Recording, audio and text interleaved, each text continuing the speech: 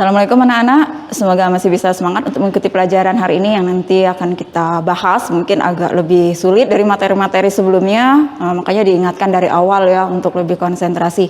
Kita masih membahas tentang mekanisme transport membran. Jadi di sini akan membahas bagian yang berikutnya ya. Kalau kemarin kita sudah bahas tentang difusi, lebih mudah mungkin dipahami. Sekarang bisa lebih mungkin agak-agak ini ya, agak konsen benar ya, karena materinya mungkin agak susah. Kalau tidak paham di awal teorinya, itu akan sulit untuk memahami nanti penjelasan-penjelasan. Di sini ada gambar juga ya.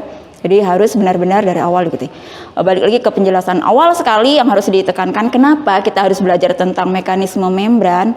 Sel itu akan bertahan hidup ketika dia melakukan aktivitas. Nah, mekanisme membran itu salah satu cara sel untuk bertahan hidup. Jadi dia ada interaksi bagaimana zat bisa masuk ke dalam sel dan bagaimana zat bisa keluar dari sel. Dari situlah sel bisa bermetabolisme. Jadi di sini kita akan bahas khusus tentang osmosis. Masih di transport pasif yang kedua ya. Kita lihat di sini dari definisinya. Definisinya ini yang harus paham benar. Jadi dari definisinya, osmosis itu adalah bergeraknya molekul pelarut air ya. Dari definisinya kita fokusnya ke airnya. Dari larutan konsentrasi rendah menuju ke larutan konsentrasi tinggi. Itu poinnya. Dari rendah ke tinggi. Jadi yang rendah itu namanya hipotonik, kalau yang tinggi itu namanya hipertonik. Jadi dia menentang arus gradien ya. Melalui, nah ini yang juga harus digarisbawahi. Jadi ada membran. Kalau difusi kemarin tidak melewati membran. Kalau osmosis ada membran yang dilewati. Membran yang dilewati itu adalah yang selektif permeabel. Masih ingat selektif permeabel itu apa? Selektif permeabel itu adalah membran yang hanya zat-zat tertentu saja yang bisa lewat. Ya, selektif permeabel. Berikutnya definisi hipotonik, dan ini ada penjelasannya ya sebelum kita masuk ke gambar. Hipotonik kalau konsentrasi zat terlarut, zat yang terlarut itu lebih rendah dibanding pelarutnya, itu namanya hipotonik, hipo, rendah. Kalau yang hipertonik, konsentrasi zat terlarutnya lebih tinggi, jadi lebih tinggi dibanding yang pelarutnya. Ada isotonik, kalau isotonik, konsentrasi zat terlarutnya sama dengan pelarutnya. Jadi kalau isotonik dia konsentrasi zat pelarut sama yang terlarut itu sama. Nah, ini kita akan lihat ya, sel tumbuhan ataupun sel hewan itu mengalami osmosis. Bagaimana sih bisa terjadi peristiwa osmosis? Kita lihat di sini ada sel tumbuhan. Yang pertama kita pelajari itu adalah sel tumbuhan. Apa yang terjadi pada sel tumbuhan kalau diletakkan di larutan yang hipotonik? Jadi di sini ada larutan hipotonik. Ini ada gambar ya, jadi mudah-mudahan bisa lebih paham dari gambar. Ini ada sel tumbuhan. Sel tumbuhan diletakkan di larutan hipotonik. Nih larutannya nih. Ini sel tumbuhannya, ini ada larutannya. Lihat prinsip dasarnya. Apa yang akan terjadi? Lihat, osmosis itu apa? Bergeraknya air dari konsentrasi rendah atau hipotonik menuju konsentrasi tinggi. Otomatis karena di sini hipotonik, selnya jadi hipertonik. Prinsip osmosis, air akan masuk ke dalam sel. Air masuk. Nah, jadi air masuk. Bisa dibayangkan kan? Ini sel nih. Airnya terus masuk. Lama-lama membesar kan? Selnya membesar. Nih, jadi prinsipnya air masuk ke dalam sel, kemudian sel membesar. Membesar, apakah ada mungkin kan membesar, apakah dia nanti bakal pecah atau apa? Tidak. Kenapa sel membesar bisa pada batas normal? Pasti tahu kan, sel tumbuhan punya dinding sel. Jadi karena sel tumbuhan punya dinding sel tadi memberikan tekanan balik. Ini namanya turgid. Jadi dinding sel memberikan tekanan balik ketika air terus masuk ke dalam sel. Jadi walaupun dia membesar, dia ada batas normal dan dia tidak akan pecah. Ini prinsipnya sel tumbuhan. Bagaimana selanjutnya?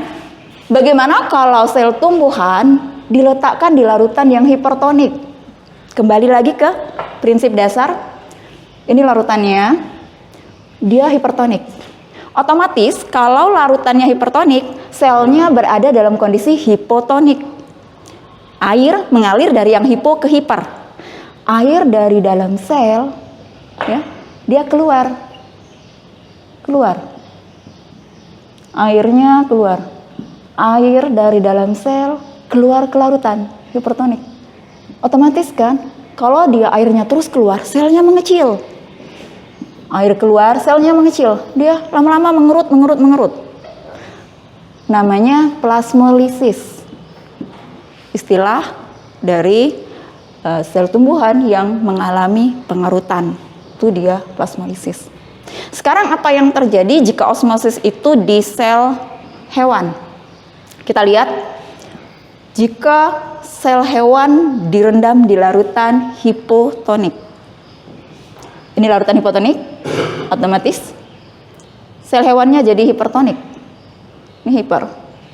Air akan masuk ke sana nih. Jadi air akan masuk ke dalam sel.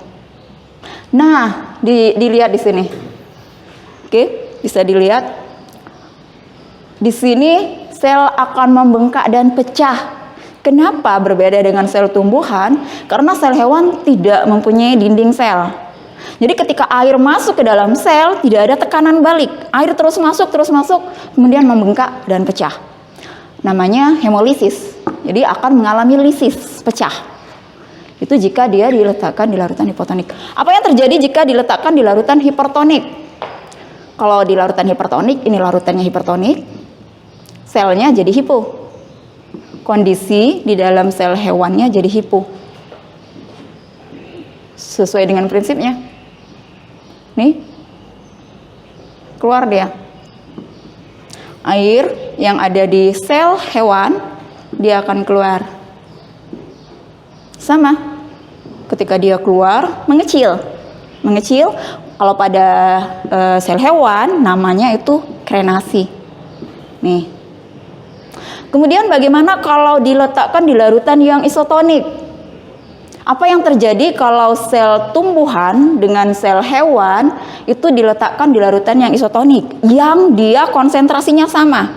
Di konsentrasi zat teralnya sama, otomatis di dalamnya juga sama. Apa yang terjadi kira-kira? Ya, jadi selnya tidak akan terjadi apa-apa. Dia tidak akan mengembang, dia tidak akan mengecil, tidak akan. Kalau di sel tumbuhan dia paling lembek ya. Kalau dia di sel hewan ya tidak terjadi apa-apa. Jadi dia tetap volumenya itu tetap sama. Nah, itu penjelasan tentang osmosis. Masih masuk dalam transportasi yang pasif ya. Jadi kita belum belajar untuk yang aktif, nanti akan lebih dijelaskan lagi di pertemuan berikutnya. Ibu Desa, untuk materi hari ini cukup ini dulu. Ibu Hari. Assalamualaikum warahmatullahi wabarakatuh.